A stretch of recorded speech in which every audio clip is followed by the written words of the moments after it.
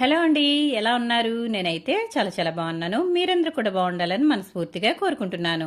సుగుణ వంటింటికి స్వాగతం. ఈ రోజు మన వంటింట్లో చక్రాలు ఏ విధంగా తయారు చేసుకోవాలో చూద్దామండి. ఇవి మురుకులను కూడా అంటారు.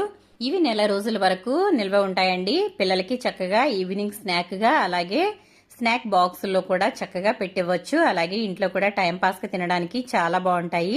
మరి శనగపిండి వాడకుండా, మినపప్పు వాడకుండా ఈ మురుకులు, ఈ చక్రాలు ఏ విధంగా తయారు చేసుకోవాలో చూద్దామా. Welcome back to my channel.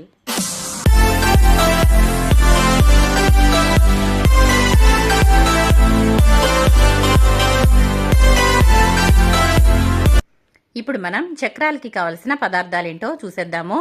నేనైతే ఇక్కడ 1 కప్పు నిండా వేపిన శనగపప్పు తీసుకున్నానండి. దీన్ని పుట్నాల పప్పు అని కూడా అంటారు. ఈ పప్పు అయితే మనకి 1 కప్పు తీసుకుంటే, అలాగే రైస్ పిండి అయితే 2 కప్పులు తీసుకోవాలి. బియ్యం పిండి ఈ విధంగా వేపిన శనగపప్పుతో